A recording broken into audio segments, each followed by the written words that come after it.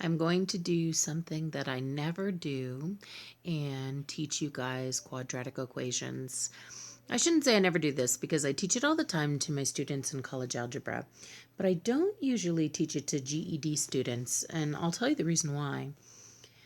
There's three different ways to solve these particular types of equations, and I'll give you a little more info about that in a bit, but the first way, which is actually the simplest way in the long run, but it takes the longest to learn because there's a lot of rules. If this, then this. If this, then this. That first method, it's known as factoring. It takes a really long time to learn, and even though it's not hard, it's many steps. And so if I try to teach it too quickly, a lot of my students end up confused and they give up. And so I want them to learn it at the pace they should learn it. And usually in your college algebra class, you'll take the first 3 to 4 weeks to learn about that method so you don't panic. And so to me, I would usually rather trade out one skill for 10 other skills. If I can teach one skill in 3 weeks or I could teach 10 other skills, I'll choose 10 because I want to raise your score more. However, I have a lot of you now who are looking to get your scores even higher. You really want those great scores on the GED, so you have those college-ready scores. So let's go ahead and attack this. This is a quadratic equation. Here's how I can tell. First of all, let me read this. I see 2x squared plus 5x minus 3 equals 0. The way that I know that it's a quadratic equation and not a linear equation like most of us are used to solving is because of this little exponent. The fact that I have an x term that's raised to the second power, and that's the highest power I see on an x, is what tells me that I have a quadratic. My leading term, my term with the highest power, has a square on it, so it's a quadratic equation. Obviously, it's an equation because we have an expression, an equal sign, and another expression. Two expressions set equal to each other in an equation. Okay, so I have a quadratic equation. Now, we're used to linear equations where the very first step is get the letter alone, right? Isolate the variable. That's what your algebra teachers taught you. And that's how most new students will try to attack this problem, trying to get an x alone. But what you're going to find is because of this term has a 2x squared and this term has 5 x's, no matter what you would do, moving them back and forth, you would never be able to get the x's alone and isolate the x's. And so your methods will fail you, and so you need some kind of new method for the quadratic equation. Okay, you have 3 choices, 4 depending on how you count it, but 3 big choices. Okay, a lot of people will use either factoring. That's that method that I was talking about that in the long run is the easiest way. However, it takes the longest to learn. And so I'm not going to do it that way today. Another way that you'll learn in your college algebra class is completing the square. Also not what I'm going to do today. Today I am going to use the easy long way to do these problems. It's the easiest way, but it's also the longest way because it takes a little bit of calculation, but it's known as the quadratic formula. That's right, we have a formula to solve these. And guess what? Great news. You do not need to memorize the quadratic formula. It is on the GED formula sheet that you have been given. When you go to take the test, one of the options that you will have as you take your math test is to drop down the formula sheet.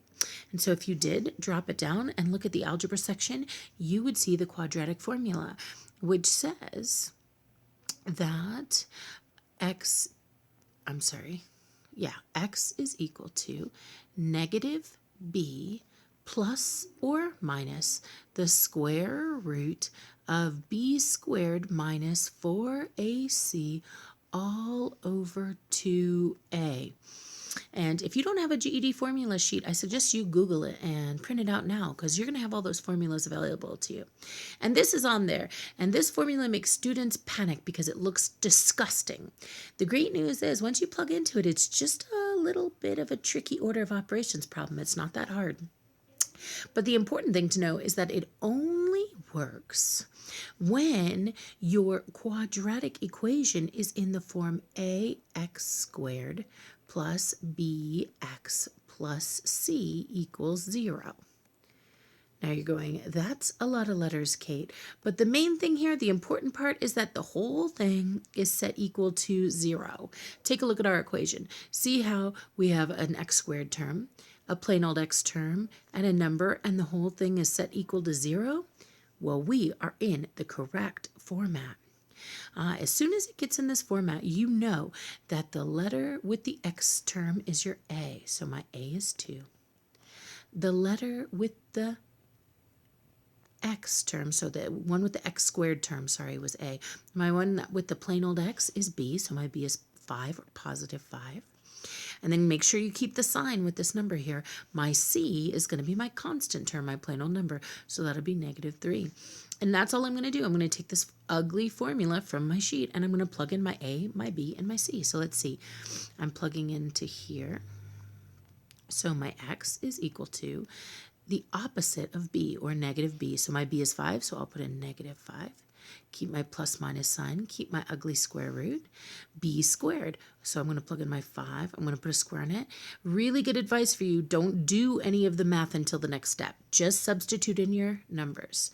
My a is 2, and my c is negative 3. Hopefully you know why I put parentheses here.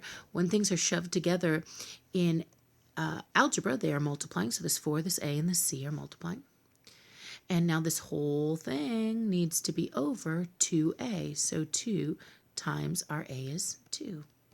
And now this might look ugly, but it's actually just a pretty simple order of operations problem. So remember, when doing your order of operations, you should start inside of groupings before you begin. A lot of math teachers teach this as the first step is parentheses, but that's not actually true. And if you'd like me to argue with your math teacher, I'm happy to. The first step to the order of operations is any groupings, of which parentheses can be used to group, but they're not the only way we group things. You can also group things by putting them inside of symbols such as a square root. So this is where I need to start, with this grouping in here. Now, obviously, there's more than one step to do inside that grouping, so which thing should I do first? Well, I can do, we know, order of operations. The next step is exponent, so let's go ahead and do this exponent. 5 squared is 25. Since they're separated here by this minus sign, I can also do this act of multiplication, because multiplication and division is the next step. So 4 times 2 is 8, and 8 times negative 3 is negative 24. Now, so I get negative 24 here. Notice this minus was from here. This negative is because when my 3 numbers multiplied together, I got a negative. Now, I'm going to save it for the next step, but a lot of teachers will just write a plus right there, knowing that a minus times a minus is a positive. But we'll save that for later. And because the bottom of a fraction makes a whole nother grouping, I can go ahead and just deal with that grouping down there as well. Okay, I still have more work to do inside of my square root grouping. Let me go finish that. So 25 minus negative 24. And a lot of us know that subtracting a negative sign is the same as addition. And so subtracting a negative just turns into addition. 24 plus 25 is 49. And that whole thing is over 4. And yeah, it's a little ugly, but it's getting better and better. So let's take a look here. Next thing to do, so I've dealt with my groupings. Next thing to do in order of operations after all your groupings are done is to deal with exponents. Do remember that exponents are, yes, the little floating powers, but they're also their inverses, the radicals. And so I'm going to deal with this radical now. So I'll leave my negative 5. I'll leave my plus minus. The square root of 49 is 7. Because 7 times 7 is 49. And I still have my 4 down there. So yay, finished my exponents. Now, I have another grouping. If you take a look at this, I have a top of a fraction. So another way that things get grouped is the top and the bottom of a fraction naturally group. And so I have got to deal with this problem.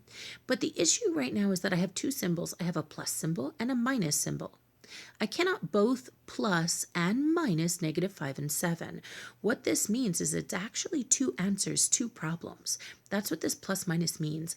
I just didn't feel like writing all this stuff twice. See how long and nasty all these steps were? So it's not till here when I'm going to use it that I'm going to break this into 2 separate problems. So the truth is, I have one problem where it's a plus, -5 plus 7 over 4, and one problem where it's a minus, -5 minus 7 over 4. Okay, let's finish this up. -5 plus 7 would be +2 over 4, and that reduces to be 1/2. -5 minus 7 would be -12, and -12 over 4, -12 divides by 4 perfectly, it'll be -3. And so you're going to see that in a quadratic, when you had a little 2 on your x, you actually end up with 2 answers most of the time. I have 2 answers, x is 1/2, and x is -3.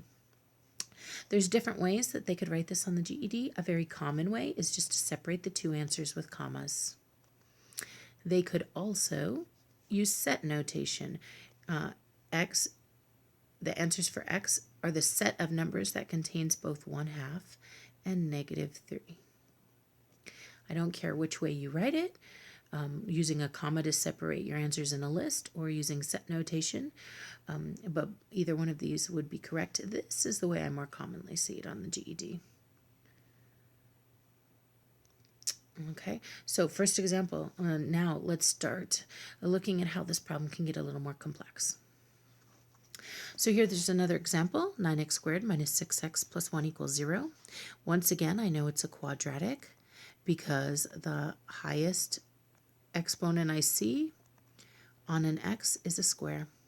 And I'm really excited that it's in the right form because it's already set equal to 0. My life is easy. I'm going to go ahead and call my a is the term, the number that's with the x squared term. It's the coefficient. The b is the number with the x term. Now, be careful. Don't make this mistake most students make. They just say, oh, 6. This is a -6, and so when we pull it, it's a -6. And then my c here is 1. And again, I'm going to pull the quadratic equation off of my formula sheet. And I have this sucker memorized because I use it so much. And you eventually in your college algebra classes will have it memorized. But for the GED, it's on the formula sheet. So there, that is that whole nasty thing.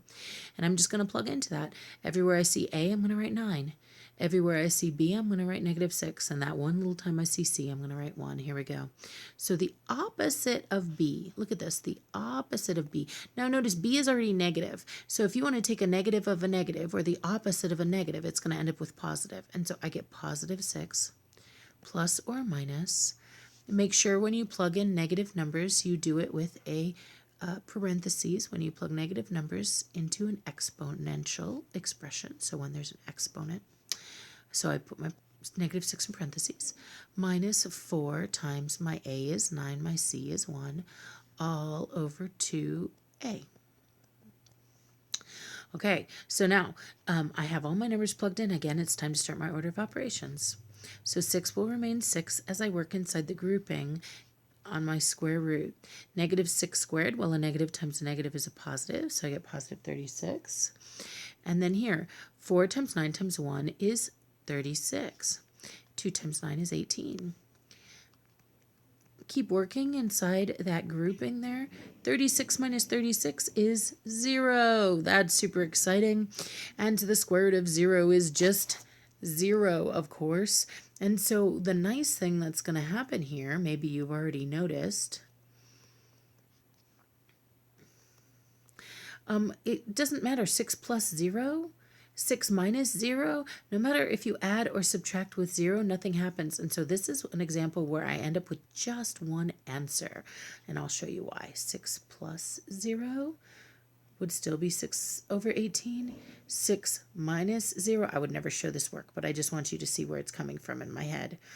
6 minus 0 would still give me 6. So I'm going to get 6 over 18 either way. So this is one example where I don't get 2 answers. I just get 1. But do remember to reduce all final fraction answers. So x is equal to 1/3.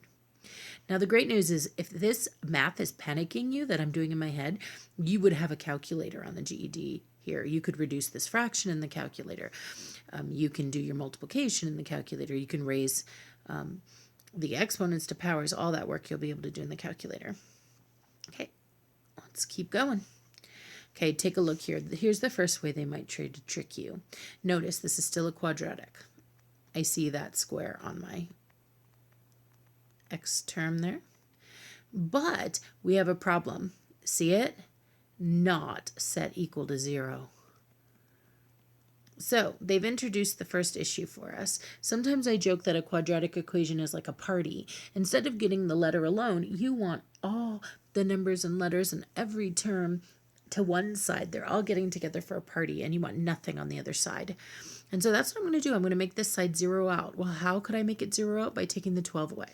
And I'm going to put the 12 on the other side of my equal sign. And remember, that's the rule of algebra. I can do whatever I want as long as I do it to both sides. A lot of students don't know what's going to happen over here, but notice how I have no plain old numbers on that side. I'm just going to shove the minus 12 next to the other two terms, and it will become my constant term. And then 12 minus 12 is 0. And now that it's set equal to 0, I have my A. My A is 6. I have my B. What is my B? So let's talk about that, because a lot of students don't know. Take a look here. This says minus x. Now remember, b is the coefficient, the number in front of x. A lot of your teachers teach you guys to sometimes write an invisible 1 in front of a letter.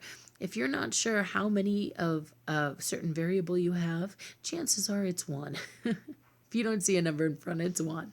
And so my b here is negative 1. And close that out. My C is keep that sign with it. It's the plain old number term, the constant term, negative 12. And now here we go. We can plug into that quadratic. So x is equal to negative b plus or minus the square root of b squared minus 4ac all over 2a. There's actually a song on the internet. You guys Google it. It's the Quadratic Formula song to Pop Goes the Weasel. I'm tone deaf, but y'all can have fun with that. Okay, let's plug into this. So x is equal to, now notice I want the opposite of b, and my b is already negative. My b is negative 1. So if I want the opposite of negative 1, I'm going to have positive 1 plus or minus. B is negative 1, and I need to square that. Minus 4 times my a is 6 times my c is negative 12. And it's going to be all over 2 times my a, which is 6. Okay, let's start by simplifying inside the grouping again. So I'll leave my 1 untouched out there, my plus or minus untouched out there. So negative 1 squared is just 1. And I have, I'm actually going to do it like a mathematician here. Let me show you what I mean. I'll pick up another color. This is negative 4 times 6 times negative 12. A negative times a negative is a positive. I'm going to write a positive right there. And I showed you earlier how you could look at it the other way, that this is minusing a negative and it ends up turning into a positive. But whichever way you consider it, you get the same answer, because good math always works. And 4 times 6 is 24, and 24 times 12, and my cool just ran out. I have to go on scratch paper, y'all. Y'all would have a calculator if you did this. Isn't that nice to know? 288. So I get 288 there, and the whole thing is over 12. Okay, now keep working inside your grouping of a radical there. 1 plus 288 is 289, and the whole thing's over 12. Now, the nice news is you guys have a calculator. So this kind of ugly portion that you have right here, where it says the square root of 289, you can actually type in your calculator. Notice that above the x squared button on your TI-30XS calculator is the little square root symbol in green. Whenever something is green on your calculator, you want to hit the second button first. So hit second, and then that square root button, and then type in 289 and enter. And I promise you it should come out. Well, I don't actually promise you because I'm very tired tonight, but I'm fairly certain that the square root of 289 is 17. I'm thinking about this. Yeah, 15 times 15 is 225. 16 times 16 is 2. Yeah. Okay, beautiful. So 17. And again, you don't have to have your high square roots memorized. You can use a calculator. You would definitely have a calculator on this problem. Now, there's nothing left for me to do. It's time to do this addition or subtraction here. 1 plus 17, 1 minus 17. Again, I cannot do 2 problems at once, and so now's the time to break it up. I'm going to break one of them into the addition problem, 1 plus 17 over 2, and one of them into the subtraction problem, 1 minus 17 over 2. They're both possible answers. So 1 plus 17 is 18 over 2, and 1 minus 17, oh, did I say over 2? Guys, you better watch me close. What were we over? We were over 12. Fired. Told you I was tired. Okay, and on this side, 1 minus 17 is negative 16, and then negative 16 over 12. Okay, final answers just need to be reduced. I know 18 and 12 are both divisible by 6, and for this one I get 3 halves. And here I know 16 and 12 are both divisible by 4, and so I get negative 4 thirds. Two answers, x is equal to 3 halves. That would make this equation true, but x is also equal to negative 4 thirds. That would also make this equation true. Okay, now we're graduating into the really nasty looking ones that are on the GED. Now these actually, the answers look nastier, but the work is easier. Let me show you what I mean. So again, I know it's a quadratic because of that square on that x. However, do you see my issue? Do you see it? The quadratic is not set equal to 0. So first step, let's get this 6 out of the way. He's a minus 6, so the opposite of negative 6 would be positive 6. Let's add 6 to zero him out. And notice where I wrote the 6. I wrote the 6 right under the 2. Why? Because plain old numbers, constant terms is what we call them in algebra, but whatever. Plain old numbers have always been able to combine. So if I'm just going to line him up with the guy he'll combine with. So my 3x squared will remain the same. My negative x will remain the same. And negative 2 plus 6 is positive 4. And on this side I have my 0. So great. Now I have my a. My a is 3. My b, again, when you don't see a number, it's a 1. So this is a negative 1 minus invisible 1. And my c here is my 4. And we'll plug into that quadratic equation. Negative b plus or minus the square root of b squared minus 4ac all over 2a. I can't help it. I always bust into that song. Okay, so the opposite of negative 1, the opposite of b would be positive 1. Plus or minus b squared, again, would be negative 1 squared minus 4. My a is 3. My c is also 4. All over 2 times a, which is 3. Ooh, I didn't make my all over long enough. Okay, now I'll work inside my parentheses first. So negative 1 squared is positive 1. And then I have minus 16. 4 times 3 is 12. Times 4 is 48. Ooh, I didn't even mean to have this happen. Look what I did. I actually made this a trickier example than I meant to. And 2 times 3 is 6. Let's keep working. X is equal to 1 plus or minus. 1 minus 48 gives me negative 47 all over 6. And now, if you were to type this into your calculator, you would actually get what's known as a syntax error. If you were to try to type, because look, the next thing we should be doing is this right here. We're supposed to be doing our exponent now, right? But if you type negative 47, square root of negative 47 into your calculator, you're going to get an error because we cannot take the square roots of negative numbers. We just can't. And so one thing a lot of GED teachers never get to teach their students is about the number I. The number I is our cheat way to pull a negative out of a square root. We call it the imaginary number because you can't really have the square root of a negative number. We actually invented something known as the imaginary number. We call it I. And that will be your cheat way to pull that negative out of that square root symbol. So this is how we're going to do it. We are just going to keep our 1 here, keep our plus minus here, keep our 47 inside the square root, because hello, 47 is not a perfect square. And we'll just pull our I out and slap the whole thing over 6. That easy? Yeah, really that easy. Now, you should be aware some teachers won't let you leave it in this form. They'll make you write it in another form. And other teachers like it in this form. But some teachers will make you carry through the division happening of 6 here and rewrite it as x is equal to 1 over 6. See how they're just passing out the 6 plus the square root of 47 over 6i. I don't care. These are both good answers. Now, I didn't actually mean to write an I problem, and I know better, because they don't usually appear on the GED. So if you're mad about me about the I, don't be. But let's look at the next example. I want you to see one more before we finish it up. Okay, so here I have 5x squared minus 4x is equal to 6. Again, here's the proof that it's a quadratic, that little square on that x, but here's a problem, not set equal to 0. Okay, so very, very first step, before we can utilize the quadratic equation, we have got to get all the terms to the same side so that the whole thing is set equal to 0. So remember, a quadratic equation is like a party. Everybody gets to the same side. So I have 5x squared here. Now, this -6 is not like, it's a plain old number. It can't combine with either one of these terms. So all you do is just sit it next to the other two.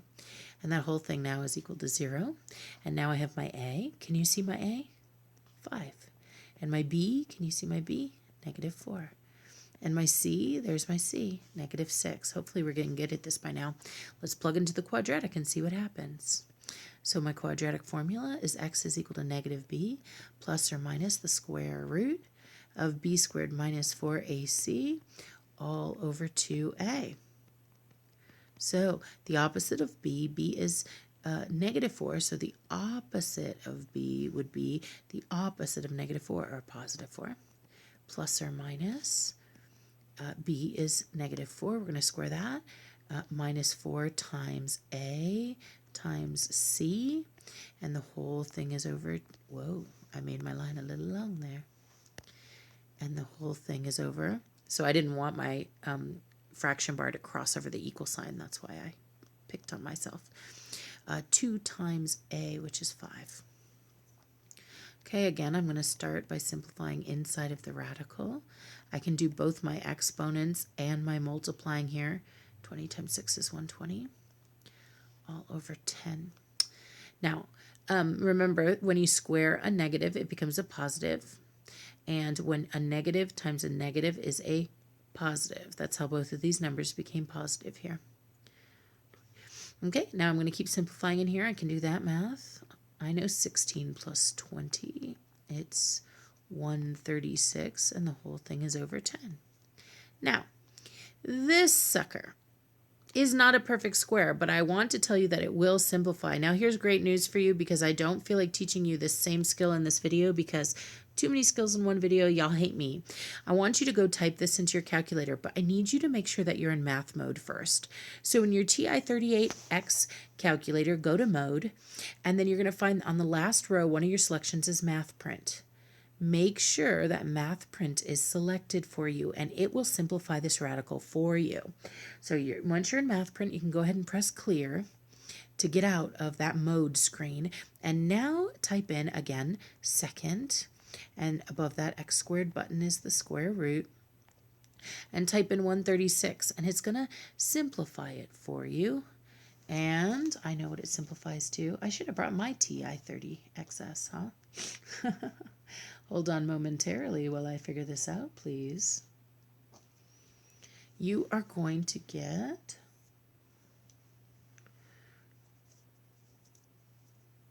so after you press enter, you should get 2 square root of 34 out of that. So I'm going to replace this expression here with the one I got out of my calculator. 4 plus or minus 2 square root of 34 over 10. Over 10. Now, usually right now, this is when we would start breaking these problems up. But I can't add these numbers. How am I going to add 4 plus 2 square root of 34?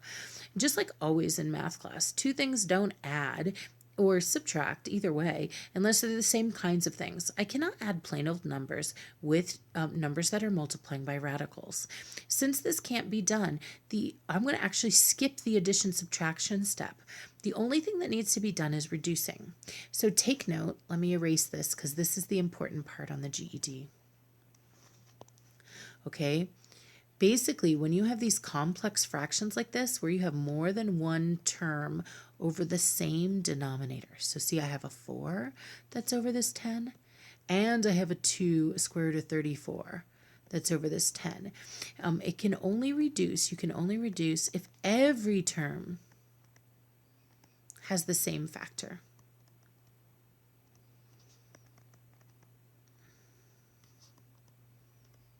Every term has the same factor. So I can't just reduce the 4 and the 10 and just ignore this one.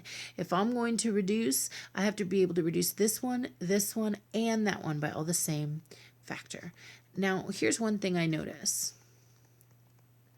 4, 2, and 10 are all even numbers. And I happen to know that all even numbers are divisible by 2. So I'm going to divide all 3 of these guys by 2. The 4 will divide by 2. He'll turn into 2. The 2 will divide by 2. He'll turn into just 1. And the 10 will divide by 2. He'll turn into 5. And that's my last thing to do. I just need to simplify this sucker, reduce it.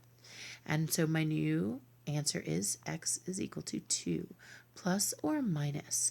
Now, I could write 1 square root of 34, but just like when you have 1x, we never bother to brag about the 1. We just say, oh, that's just an x. So same thing here. 1 square root of 34 is just a square root of 34. I won't bother to write that 1 in front. All over 5. And I actually cannot do any more work here, and so I am done. Nasty looking answer, but done.